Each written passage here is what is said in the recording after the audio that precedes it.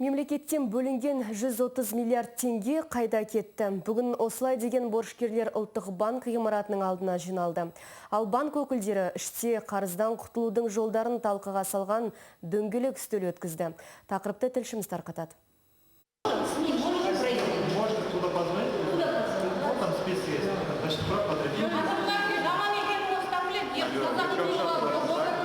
Бүгін ұлттық банктың ғимаратында борышкерлердің мәселесін қарастырған дөңгелек үстел өтті. Журналистер мен борышкерлерді қатыстырмаған бұл дөңгелек үстелдің қорытындысын еліміздің түкпір-түкпірінен келген 50-ден астам борышкер сол ғимаратқа қарсы орналасқан саябақта бірнеше сағат бойы тапжылмастан күтті. Банктен несие алып төлей алмаған жұрт қарыздарының тым ұлғайып кеткенін айтады. Әуелде 20 мың доллар алған Мырзабай Айтулғанов негізгі қарызын төлеп қойса да қарызынан құтыла алмай келеді екен. Енді мемлекет ұсынған 3% үстемақы төлеу бағдарламасына ене алмай қалғанын айтады. Сен бұл программа кірмейсің деп айтты. Сол не үшін десем, ол үндемей жаңағы соттың өшіп қой салды маған. Мен соны түсінбедім, олар басында бәрі өде береді бізге. Осындай бәрін істейміз, бәрін аламыз дейді. Айналып келгенде олар әрқайсы ешқандай істемей жатыр.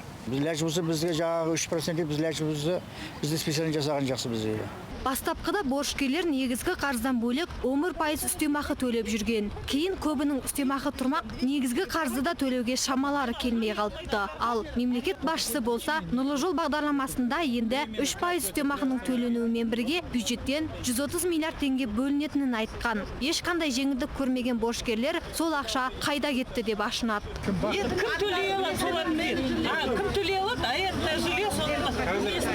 Жан-жақтан келген 50-ден астам борышкерді бірнеше сағат бойы сыртта күттірген дөңгелек үстел аяқталып, ондағы айтылған әңгімелерді борышкерлердің өкілі былай деп түсіндірді. Подпадает или не подпадает заемщики под данную программу.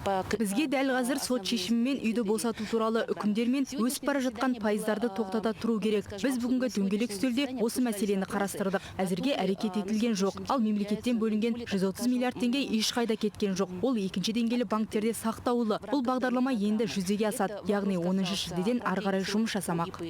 Борышкерлердің атынан банк өкілдерімен бірге дөңгелек үстелге қатысқандардың сөзі сырттағылардың көңілін орнықтыра алмады. Айтуларынша бұл мәселе бір ғана жиынмен, бір ғана талқылаумен шешіле қоймайды. Өйткені аталмыш жобаның өзі әлі толық піспеген шикі көрінеді. Ақбота Мұсабекқызы, Жанат Абдрахманов, Қазақ Ньюс, Алматы.